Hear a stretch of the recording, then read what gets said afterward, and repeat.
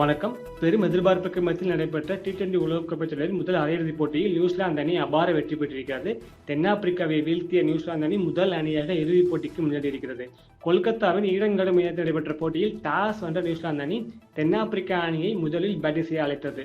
இதன்படி களமிறங்கிய தென்னாப்பிரிக்க அணி வீரர்கள் கடந்த ஐசிசி தொடர்களில் முக்கியமான போட்டிகளில் அழுத்தம் வாய்ந்த போட்டிகளில் எவ்வாறு தடுமாறி சொதப்புவார்களோ அதேபோல் இந்த போட்டியில் சொதப்பினார்கள். குறிப்பாக தொடக்க ஆட்டக்காரரான Aiden Markram, Quinton de Kock உள்ளிட்டோர் அடுத்தடுத்து விக்கெட் இழந்தது ரசிகர்களை அதிர்ச்சிக்குள்ளாக்கியது.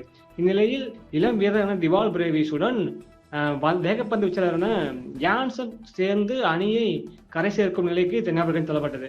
கிட்டத்தட்ட 10 ஓவரில் 75 ரன்களுக்கு 5 விக்கெட்டுகள் இழந்து தென்னாப்பிரிக்கா தடுமாறியது. இந்நிலையில் வேகப்பந்து வீச்சாளர் யான்சன் அதிரடி காட்டி கிட்டத்தட்ட அரை சதம் கடந்தார். இதனால் தென்னாப்பிரிக்கா அணி 20 ஓவர் முடிவில் 169 ரன்கள் குவித்தது. கிட்டத்தட்ட தென்னாப்பிரிக்கா அணி 140 ரன்களுக்கே ஆல் அவுட் ஆகும் என்ற அபாய நிலையில் இருந்தது. இந்நிலையில் தான் வேகப்பந்து வீச்சாளரான யான்சன் களமிறங்கி யாரும் எதிர்பார்க்காத வகையில் அரை சதம் கடந்து அணியை கரை சேர்த்தார். கிட்டத்தட்ட 20 ஓவர் முடிவில் 169 ரன்கள் தென்னாப்பிரிக்க அணி நியூசிலாந்து அணிக்கு 170 ரன்கள் இலக்காக நிர்ணயித்தது. தென்னாப்பிரிக்கா பேட்ஸ்மேன்களின் தடுமாற்றத்தால் மைதானம் பந்துவீச்சுக்கு சாதகமாக இருக்குமோ என்ற சந்தேகத்தை ஏற்படுத்தியது. இந்நிலையில் நியூசிலாந்து பேட்ஸ்மேன்களும் தென்னாப்பிரிக்கா பேட்ஸ்மேன்களைப் போலவே தடுமாறுவார்கள் என்று எதிர்பார்க்கப்பட்டது. ஆனால் அதனை தவிடுபொலியாக்கும் வகையில் நியூசிலாந்து தொடக்க ஆட்டக்காரரான டிம் சைஃபர்டும் ஃபின் ஆலனும் தென்னாப்பிரிக்கா பந்துவீச்சாளர்களை பதம் பார்த்தனர் என்றே சொல்லலாம். குறிப்பாக அணியின் வேகப்பந்து வீச்சாளரான யான்சன் பேட்டிங்கில் களமிறங்கி எப்படி அரை சதம் கடந்தாரோ அதே போல தான் பந்து வீசிய 2.5 ஓவர்களில் 53 ரன்களை கொடுத்தது ரசிகர்களை மட்டுமின்றி களத்திலிருந்த வீரர்களை அழிச்சுக்குள்ளாக்கியது. குறிப்பாக யான்சன் பந்து வீச்சை நியூசிலாந்து பேட்டர்கள் துவம்சம் செய்தனர். அதிலும் டிம் சைஃபர்ட் அரை சதம் கடந்து அசைத்தினார்.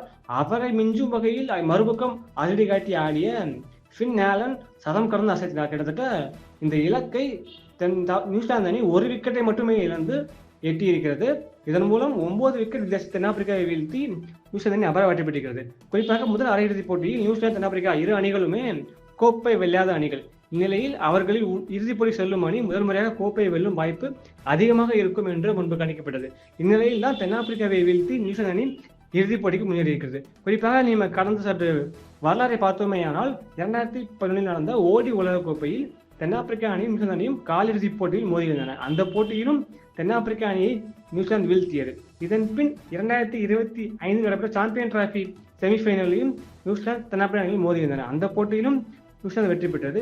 அதையும் தாண்டி 2015 ஓடிஐ வேர்ல்டு கப்பிலும் இரு அணிகளும் அரையிறுதியில் மோதியிருந்தன. அந்த போட்டியிலும் நியூசிலாந்து வெற்றி பெற்றது. இந்நிலையில் இன்றைய போட்டியில் தென்னாப்பிரிக்கா வெற்றி பெற்று தன்னுடைய மோசமான சாதனைக்கு முற்றுப்புள்ளி வைக்கும் எதிர்பார்க்கப்பட்ட நிலையில் மீண்டும் தென்னாப்பிரிக்கா அணி தோற்றியிருப்பது சோகத்தை ஏற்படுத்தியிருப்பது.